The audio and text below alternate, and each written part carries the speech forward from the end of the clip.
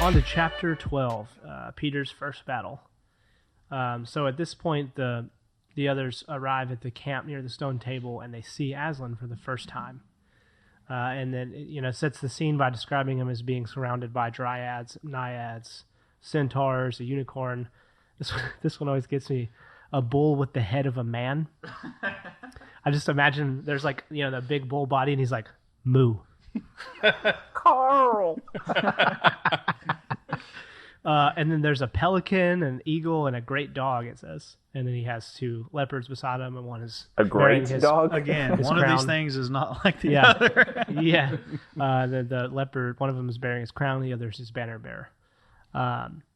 And it says, people who have not been in Narnia... Do they have something just like the flag strapped, or are they standing Dude, up? I was trying to figure that out, the drawing in here. It's like Malgrim too, right? It's it's like he wrote this. How? Honestly, I got to pull up that drawing. They half the managed things to that just they perfectly... describe, or what he describes that the animals did, I'm like... We're going to pop this picture up. It doesn't exist. They do not have it doesn't thumbs. It doesn't exist. They don't have in thumbs? our world, I guess but in so. Narnia, It does. it does. So it doesn't... they cleverly just don't show the leopards actually holding anything, but look, there's the banner, and the leopard hidden behind him right there. Let me see. It's like a Squidward holding the jellyfish net, and then just sticking his Firmly grasp. So it says... Okay, he's not Tolkien in this regard. It's fine. Yeah. Nobody is. People who have not been in Narnia sometimes think that a thing cannot be good and terrible at the same time, it says, when it's talking about Aslan. And then, it kind of just says, they were just, totally awed and also kind of afraid. And it's like this fear of the Lord is the beginning of wisdom type of thing. Mm-hmm. And so Peter, after they are all like, no, you go talk to him. No, you go talk to him. You go. Peter finally gets up the courage, just speaks to him, and he welcomes them, but asks, where is the fourth? And they say that the White Witch has Edmund. And Peter steps up and he takes the blame for him not being there and saying that I was too hard on him, which is something like Peter is, this pinnacle of nobility in the story. Because it wasn't his fault in any way. Edmund was a jerk before Peter said anything to him in the story. Right. But Edmund was his responsibility. So he views Peter, it as being his the good leader, takes full responsibility for the things that happened under his watch. So after Lucy is asking Aslan, is there anything that can be done? He says, all shall be done, but it may be harder than you think. And then they're all going separate ways. Aslan is showing Peter Cair Paravel, the castle that has the 4 thrones that is fabled that they'll one day sit on. And while they're out talking, they hear Susan's horn. So they all to arms, go running towards them. And Aslan tells the rest of them to let Peter fight this battle. And he comes up on a scene where Susan is treed by a large wolf. It's Malgrim, the chief of the secret police. And it says that he's standing up on his hind legs, and her foot is only inches away, and she's about to faint. And it says, Peter did not feel very brave. Indeed, he felt he was going to be sick, but that made no difference to what he had to do. He rushed straight up to the monster and aimed a slash of his sword at its side. So I love how it dwells on this. He didn't feel brave in the moment. He didn't want this fight, but it doesn't matter because he had realized his sister's about to faint and fall out of the tree, and then the wolf's going to kill her. Mm-hmm. So he just does what he has to do. And of course that slash doesn't hit him, but he's able to duck around and then stab him, and the corpse of the wolf falls on top of him. And it describes him as kind of shaken up, he doesn't know what's going on. Yeah. Finally pulls himself out of it and stuff like that. Go ahead, Derek. I saw you had something. Yeah, so that idea of him, feeling sick, I feel like is a callback to his Mere Christianity book, where he talks about, the morality that we have as humans. So there's things that we, he says, I think you would do. So if you're in danger. But then there's that third thing of what you ought to do, which is something higher than yourself, which is morality based off God. And I feel like that right there is just, to me, I just finished Mere Christianity. That's a reminder of Or that's a good callback for me, at least. Yeah, and I was actually going to call back to the same conversation, but specifically what you were saying about the whole safety third thing. That's what stuck with me. That I know, like you guys at the fire department talk about. Yeah. So I mean, firefighters talk about it. Police. A lot of guys that are military. A lot of guys that are kind of in those other like dangerous fields and stuff. Whatever. They're gonna. They don't want to go into the mentality of safety first because then you're putting yourself, like, it's almost like you're trying to go to a default position of like, maybe you won't act, maybe you won't do your duty, basically, if it's actually going to compromise your safety. And because at the end of the day, like you risk a lot to save a lot type of thing, and it's not always the safest thing, right?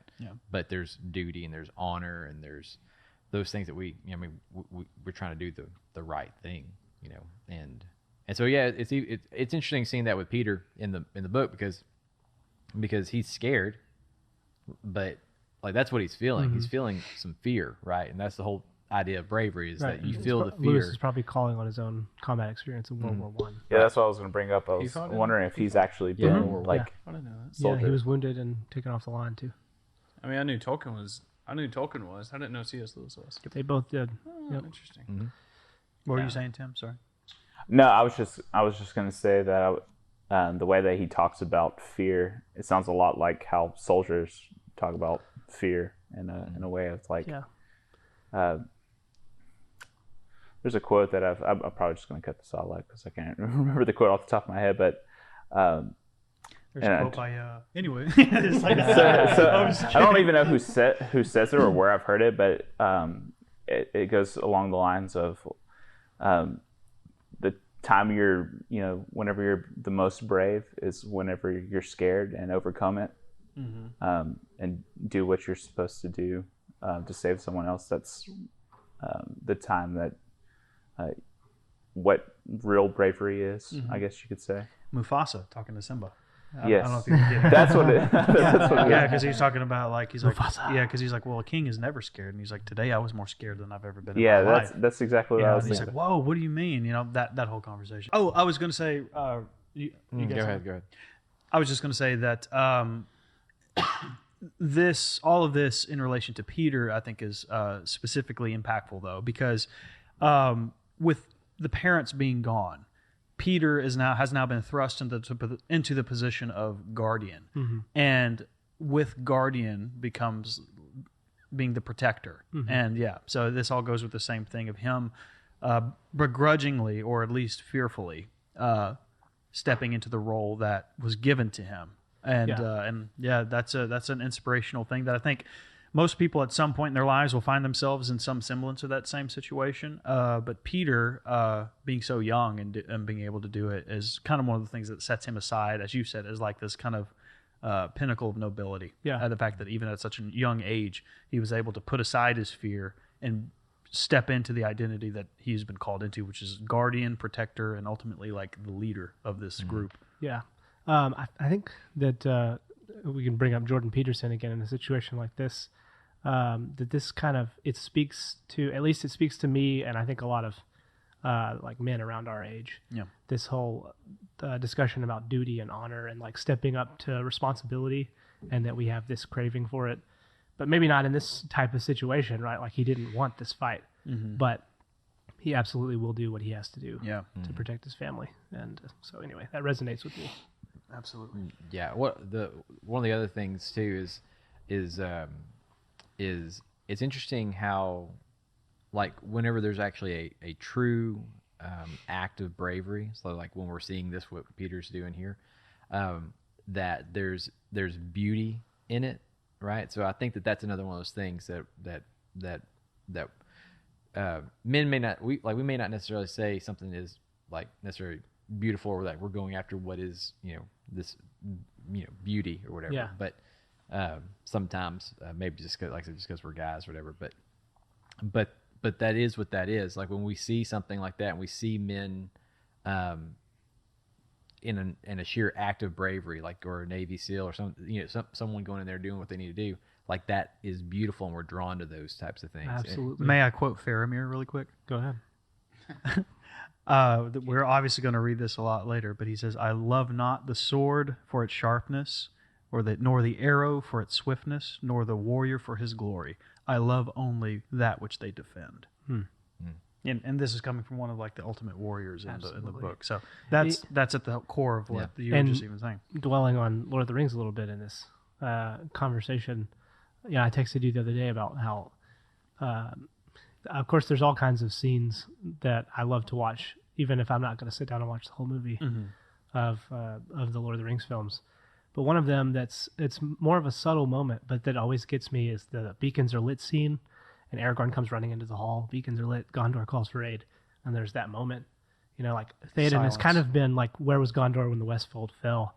But there's that silence. Like you can hear a pin drop. And then he says, and Rohan will answer. And then the Rohan theme kicks up and it's super epic. And dude, it just amazing. Gets me every time. Dude, it's great.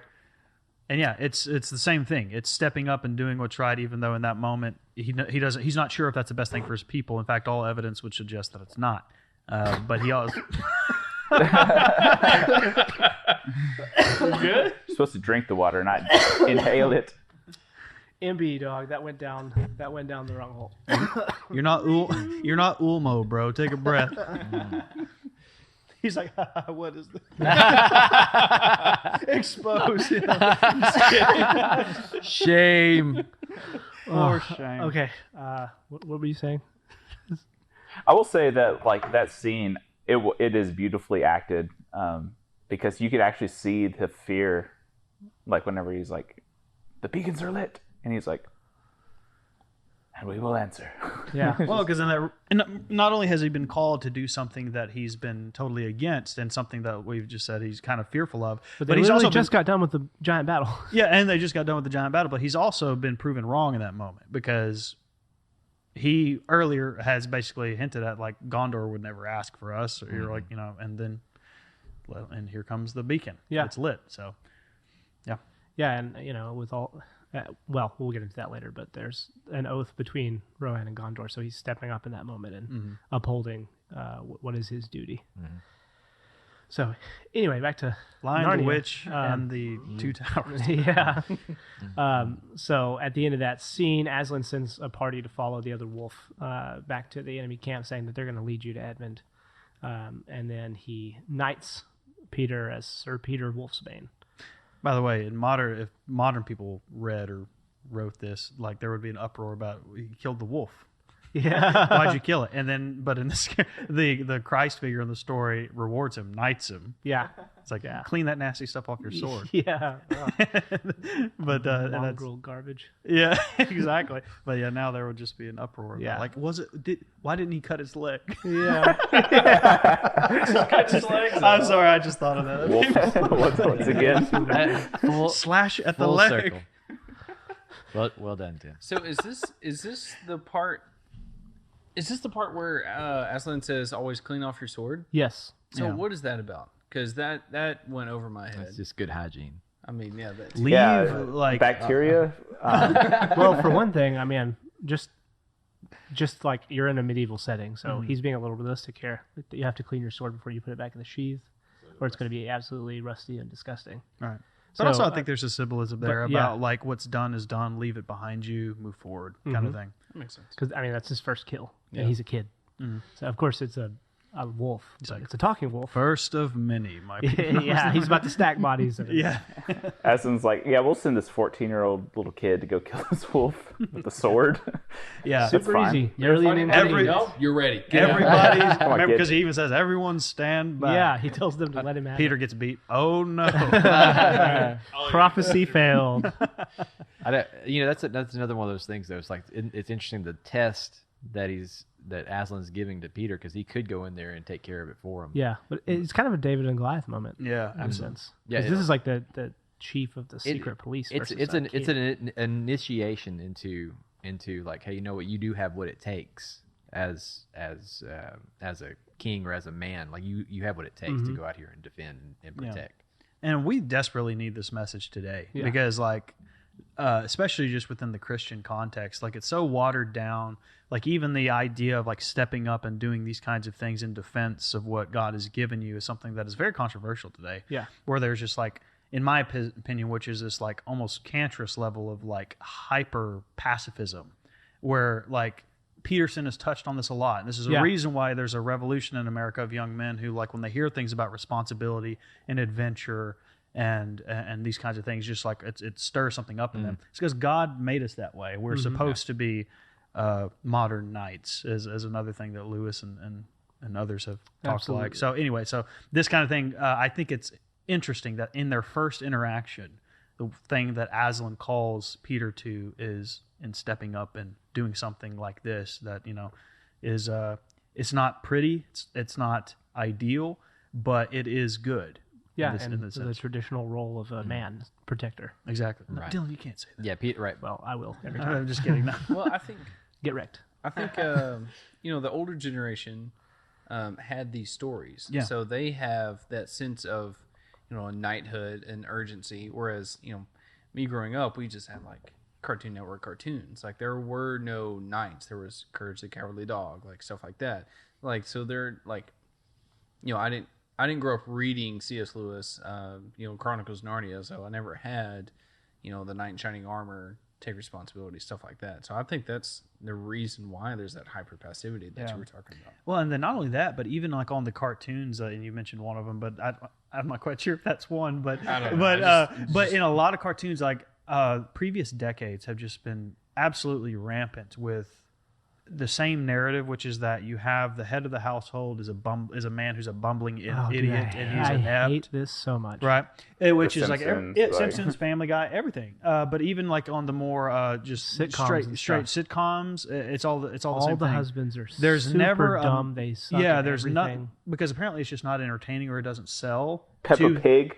Have you seen Peppa Pig? I haven't. No. Oh, man, I hate Peppa Lydia, Pig. I'm sorry. She loves that show and wants to watch it all the time. But the mom is like, and Daniel Tiger, like all these kid shows too. It's like the mom is the carpenter. The responsible one. What? No, it's like they're good at everything. Derek's especially. She's gonna go fix. The dad will just brag about, like, I'm a bit of an expert thing that the Peppa Pig dad says, and then he totally messes it up completely. And then the mom just comes in and fixes it. No You are problem. watching the wrong shows. The show you need Did to you watch? expect that we were gonna get on a rampage? About Peppa Pig? Yeah, Bluey. about Peppa Pig and. Oh, I love that Oh show. yes, That's good. absolutely. I love Bluey to have is them the watch show. that. Yeah. It is legit.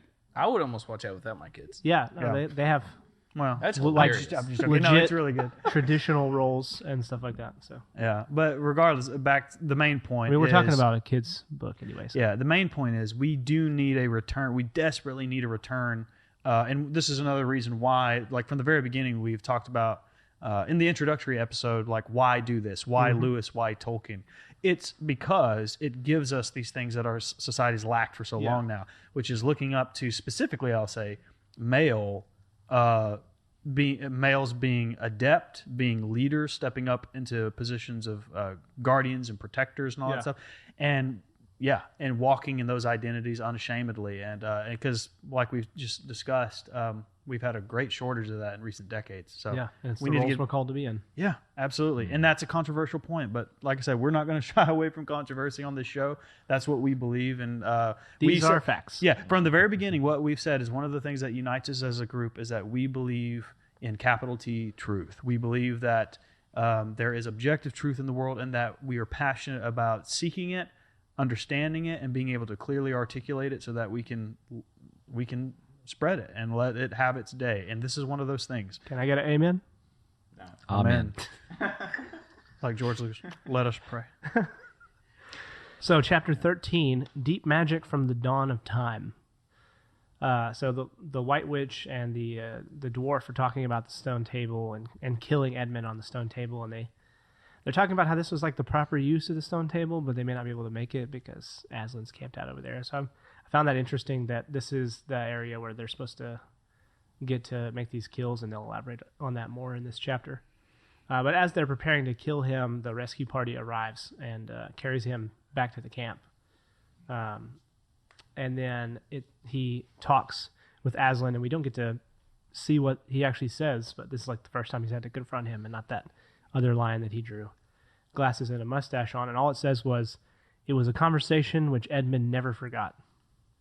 And I always wanted to know like what it is that he told him. But I like those. I know that there's a lot of stuff that we don't know in there from what Lewis. But I love the fact that there's times like that where you're just like kind of left up to the imagination. Yeah, no, I mean, like I want to know, but also like I like that he did this. Yeah.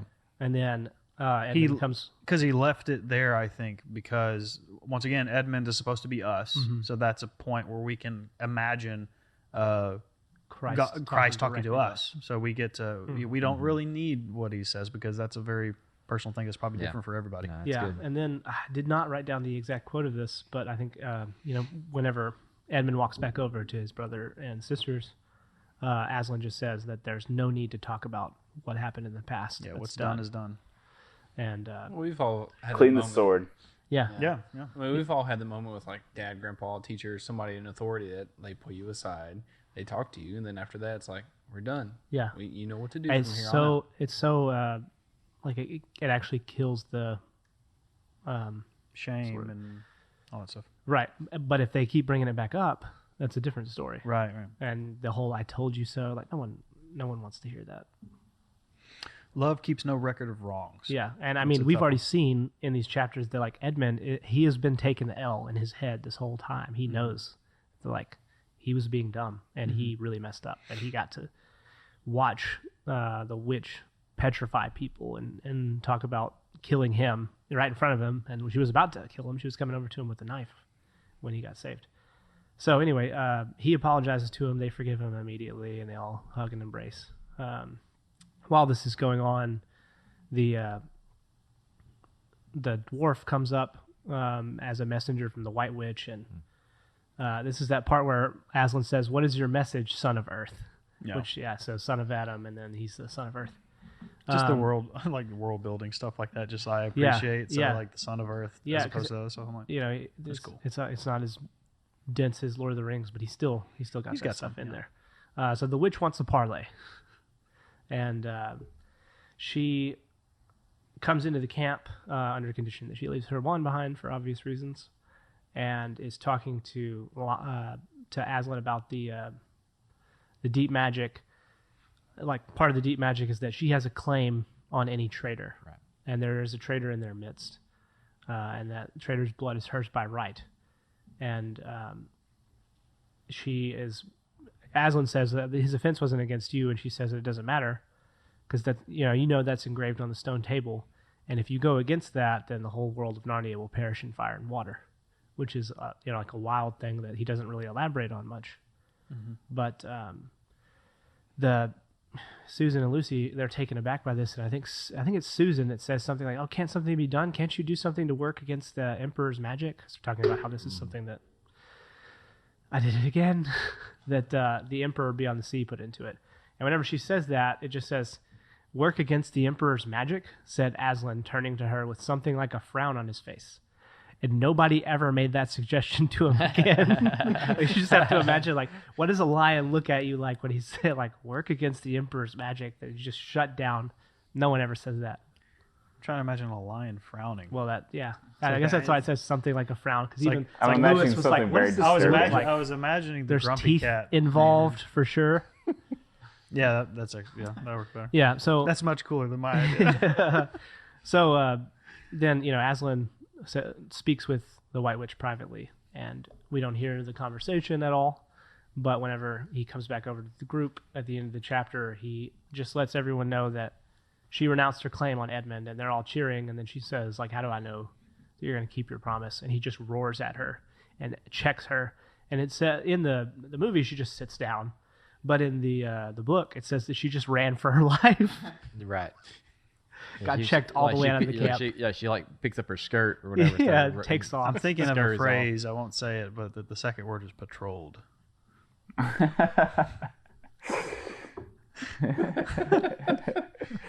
Witch Patrol. Yeah. That's what it was. Perfect. Which patrol? Perfect. So, chapter 14, the triumph of the witch, picks up with Aslan. He's kind of sad, or he seems like he's off, and he is hastily instructing Peter on two options of attack: one for ambushing the witch in the woods on the way back to her castle, and the other for a prepared siege on her castle. And then, it just keeps dwelling on the fact that he seems like he's upset about something. And then as everyone goes to sleep in their tents that night, the girls can't sleep for whatever reason, and they get up and they see Aslan just walking off away from the camp. And so they follow him, and they're with him. And it's kind of like a Garden of Gethsemane scene. Mm-hmm. Like he's accepting slowly the fact that he's about to have to, spoilers, die. And like the human side, or in this case, the lion side of him, is coming out. Like he's facing his demise. And I feel like he does really well there. None of this is a one-for-one allegory. I know that people want to say that there's just obviously an allegory is much more one-for-one direct. But obviously Aslan is Jesus, and there's definite parallels here. And this is obviously one of the strongest ones. This is the moment, the sequence where everybody their head raises and realizes what it is. And so he tells them to stay back, and then he goes in around the stone table. I forgot to mention that they had moved the camp away from the stone table. And so when he goes up there, the witch and all of her minions, it describes a whole bunch of monsters are up there, and they shave and they beat him and they mock him, and it's like Christ being beaten before having to carry his cross, and the centurions mock him and so on. And it repeatedly points out that if you it would say something about his paw that he could easily take them out with. He could just wipe them out if he wanted to, but he does nothing. And it kind of, there's a hymn that says something like he could have called 10,000 angels or something like that. That reminds me of. And then the witch is mocking him and saying that like you think you saved anybody with this, but really you just handed yourself to me, and I'm going to kill him and everyone else later. So she, with that knowledge, she says, despair and die, and then plunges the dagger into Aslan and kills him. And the girls witness this, and they're obviously distraught. So in chapter 15, Deeper Magic from Before the Dawn of Time, this is sort of like a women at the tomb scene, with Lucy and Susan coming up on, except that his body is there to begin with, the corpse of Aslan, and they're trying to untie him. And I think it said that they got the muzzle off, and they couldn't untie the rest of him. It was too tight. It didn't matter how much they tried, until they're helped by a bunch of mice that come up, and they start chewing off the ropes. And they're like, oh, they think he's still alive and he's going to get up. They don't understand. And they start walking back and forth, just like distraught over this whole thing. And it says, like at sunrise, as soon as the sun crested over the horizon, they hear a great cracking sound, and the stone table has split in two. And when they run over there, Aslan's body is gone. So, of course, like I said, this is not like a one-for-one allegory. The stone table is not the cross. Stone table had some much deeper significance. The cross is just, it's important because Jesus was crucified on it. I mean, there's the whole thing about cursed is the man who was hung on a tree. But there could be many ways that someone could be hung on a tree. Right. I think that the stone table is really more like, in this instance, the temple. Yeah. And this is the earthquake that split the temple. Yeah, definitely. So I'm so dumb because the veil was torn.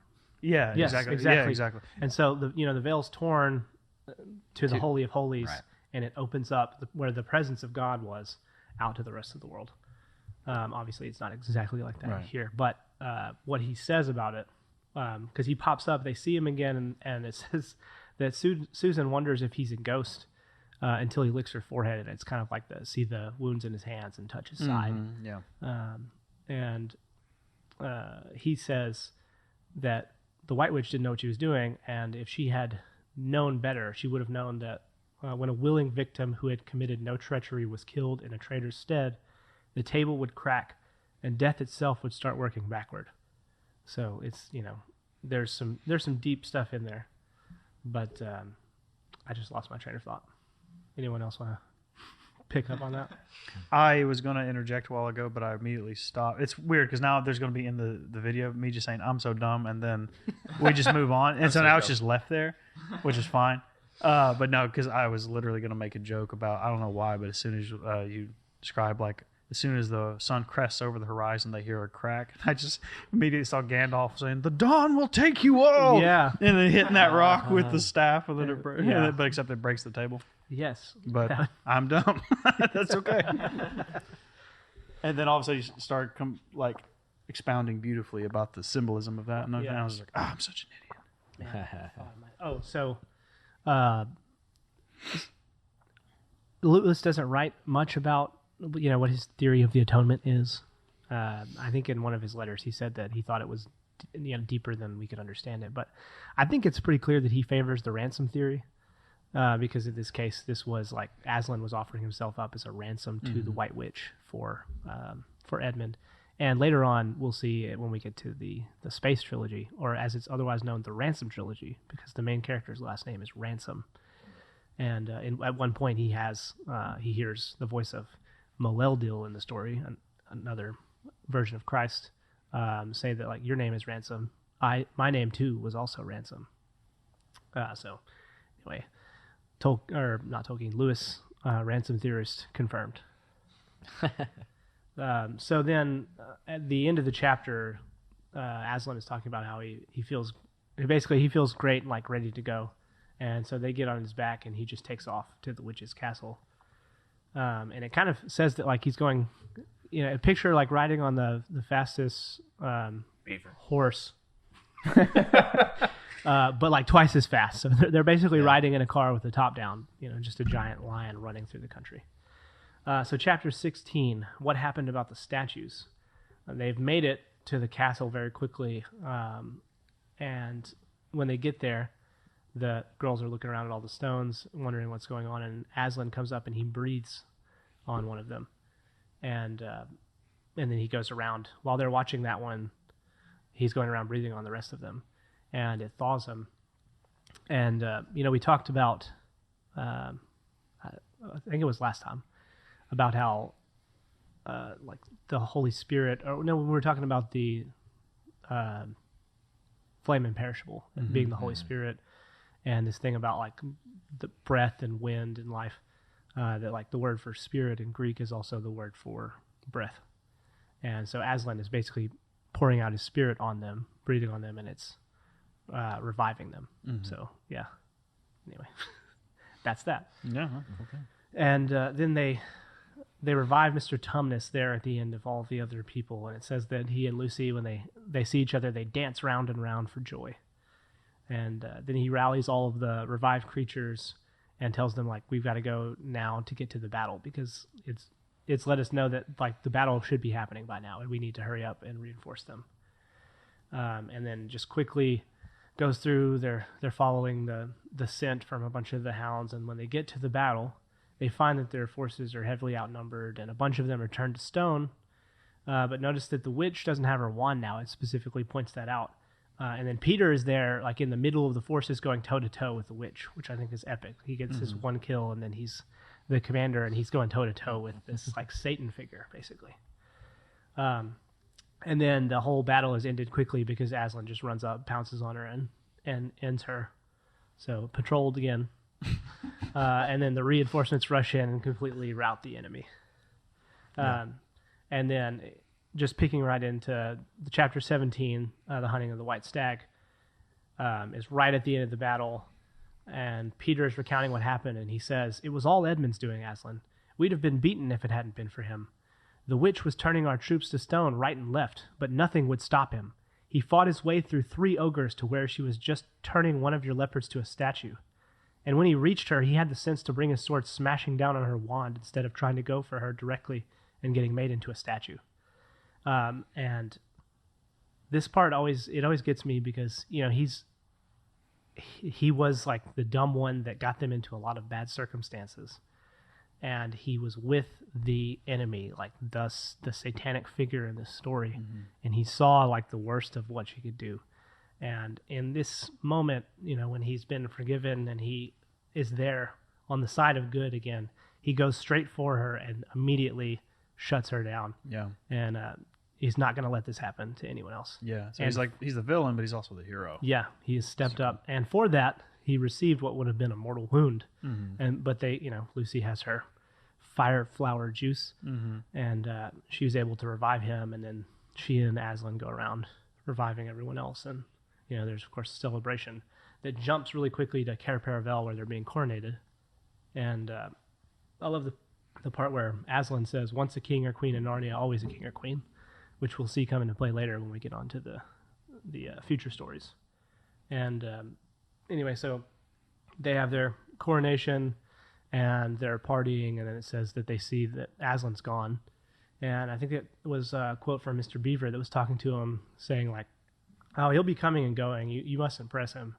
He's wild, not a tame lion." So the whole Aslan is not a tame lion. He's not safe, but he's good. Yeah.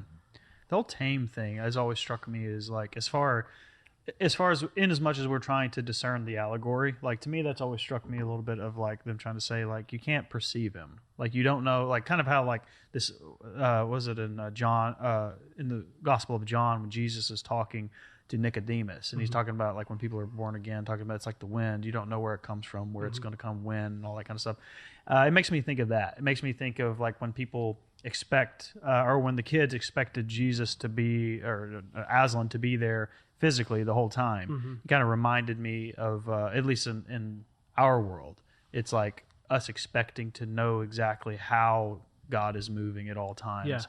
But basically like Mr. Beaver's reminding him of like he's not a tame lion after all, he's wild. In the same way that's kind of like to us is like, well, God he's beyond, he comes down and has reached out to us, but he's ultimately beyond our conceptions and stuff like that. So he'll move in ways that we don't. A lot like understand. the Psalms, like who can understand the ways of the Lord. Yeah. And again, back to Job that we went to before, like he's speaking to him out of the thunderstorm. Yeah, and I guess that makes sense because in so much of human history, the wild, quote unquote, has been described as like that which is beyond what we know. Right. So it's like literally that basic. It's just like, we don't worry about him and what he's doing because that's something that we just won't know. Yeah. So the final, like the closing parts of the story, just kind of says that they were reigning for many good years. It's basically a golden age in Narnia and hunted down a lot of the witches' supporters, and then it goes into, this quote's good. And Peter became a tall and deep-chested man and a great warrior, and he was called King Peter the Magnificent. And Susan grew into a tall and gracious woman with black hair that fell almost to her feet, and the kings of the countries beyond the sea began to send ambassadors asking for her hand in marriage. So Susan is Pentecostal, confirmed. And she was called Susan the Gentle. Edmund was a graver and quieter man than Peter, and great in counsel and judgment. He was called King Edmund the Just. But as for Lucy, she was always gay and golden-haired, and all princes in those parts desired her to be their queen, and her own people call her Queen Lucy the Valiant. It really ties a bow on it. And the whole, like, Edmund was graver and quieter than Peter, but he was great in counsel and judgment, and he was called King Edmund the Just. It's come full circle for him. And, he is now, you were saying earlier that, like, he said, like, even Peter, like, he was ready to see Peter, and you referred to Peter as the judge, but now Edmund is the just. He's the one in counsel and judgment. And, of course, Queen Lucy the Valiant, who was always just a happy, and everyone desired her to be their queen. Well, I think one of the most like commonly shared like quotes, especially the little ones from these series, is "Courage, dear heart," which is what Aslan says to Lucy, and so it's kind of like it's cool to see even in that interaction, like God speaking, bravery into being within her, and then calls her the valiant. Yeah, just everything comes full circle. So the last bits of the story, they go hunting the White Stag, and then all their dialogue is like high. Middle Ages type stuff, speaking to each other now, and they find the lamppost, and they're like, "What?" I feel like I remember this from somewhere. Like, wasn't there something around here? And they go looking through the woods and stumble back through the wardrobe. And when they come back through the wardrobe, they're not wearing the same clothes they were. They're wearing what they wore when they went in, and they're back to being kids again. And then kind of fast forwards, and they tell the professor, and it says the professor believes their whole story. But he's telling them that like they won't be able to get back to Narnia that way, but they will go back. And he quotes Aslan, which kind of lets you know a little bit like Yeah, the professor going on, has yeah. been there. He says, once a king in Narnia, always a king in Narnia. And that's more or less the way that the book closes. Any thoughts? I like the way they describe the lamppost, because you can tell that they've been in Narnia so long and it's still Middle Ages that when they come upon an electric metal pole, they're just like, what is this thing? It's a metal like tree. It's a tree with a lantern on top, Yeah. which I guess is literally what it is. But So the other lion, I know it's described that he's like jumping around, and Aslan has some sort of quote, and he's like, so yeah, so that also went over my head because I was listening. no, to the word. he says us lions are going to have to carry people on our back, and then Yeah. like describes the other lion as being giddy. He's like, Yeah. "Did you hear that? Us lions." He said us, like I'm like Aslan, us Yeah. lions, and he's just like bouncing around. So there with a and stuff. mustache. And, yeah, still got. So is that just a random thing he threw in, or is that supposed to? I think I think it's I really just think- really good writing. Like, Okay, you know, I like figured this so. but- Giddy nature of being described as like the same as your Yeah. hero or whatever. Like us This lions. this is the triumphant end of the story that Yeah. involves children who have been through such like horrible things. So it's like adding in this kind of humor and lightheartedness, I think, is just a natural way for him to kind of tie a bow on everything. Let know, like the darkness has passed, and Yeah. here we are. In I just thought it was so funny. Imagine like a giant lion Yeah. running around all giddy. Yeah. He said, we're like Yeah, him. and then it says that well, after they had put a few people on his back, he kind of slowed down a little bit. yeah. So, any other closing thoughts about all this? What you, Charlie? I don't even need to read the book anymore. That's why we're here. I know everything about it. This is it's just a great story, and it's been really fun revisiting it again, and I feel like I definitely picked up more. yeah, same, and I think it's a good. This has really set the pace for what this is going to be too. I'm excited to continue to go through the Chronicles and see what else we can glean off of, especially some of the books that I'm less familiar with. Because, Yeah. like I said from the very beginning, this is one that I'm a little bit more familiar with Yeah. than say like the Silver Chair and things like that I've read like once. So yeah, I'm really excited to get all through it. But yeah, Lion, Witch, and the Wardrobe is a classic. Everybody should read it. And like we've talked about, like there's just so much more. It's so much more than just a children's book. There's so much depth and life to it. And so much meaning. These are the kinds of stories we need to be telling our children. So. Absolutely. Absolutely. And ourselves. Of course. As we've talked about it. I don't know where the quote's at and stuff, but there at the end, like when you're talking about like everything that's happened, the battle and everything and stuff, but there's a quote from Lewis where he talks about and it may be in Mere Christianity, where he talks about how it's not that he doesn't. It's not like God doesn't know how much faith he has or like what the capacity is for his faith, whatever. It's him. He like I don't know how deep my faith can be and stuff, whatever. And so you see these opportunities for these kids who end up becoming kings and queens of Narnia and stuff, whatever. And then it's full circle at the end. Yeah. That their strength and stuff that's there, like is shown because of what Aslan kind of allowed them to be through. Yeah. And He set him up through. for it. Yeah. So. Yeah, that's good stuff. Good stuff. So without any spoilers, so they come out of the wardrobe. I know it doesn't really expound upon, but to me, it's very like the movie Inception, where you come out of the Inception. You've been in it so long, like you This is kind the of lose track of Original reality. Inception. So without spoilers, does that affect them any in the next book? Yeah.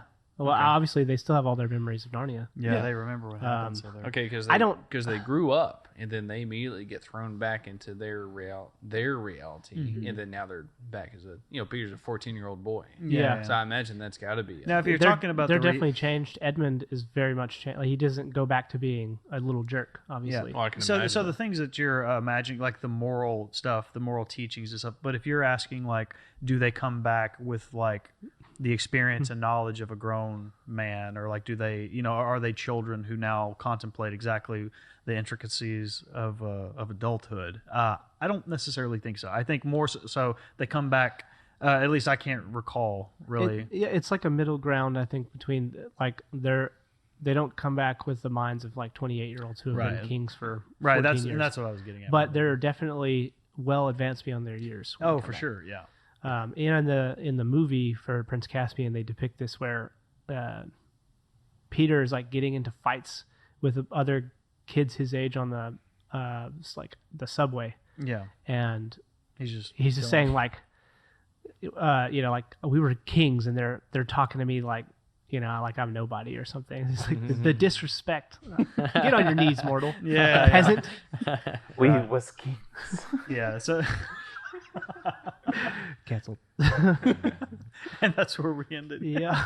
We was kings. And that's where we'll end our channel. Speaking of Prince Caspian, when we get back into Narnia, we will be picking up with Prince Caspian, and I have it down as chapters 1 through 8. Of course, as I've said, we'll sit down and record that all at one time, and I don't know how many episodes it'll be. So that's where we're going to be at. If you guys want to read along with us, just come prepared to talk about that. And anything else last minute? You want to send us off? Ladies and gentlemen, thanks so much for joining us again. On behalf of all the Logosians here, we are excited to see you next time. And until then, we bid you all a very fond farewell. God bless you.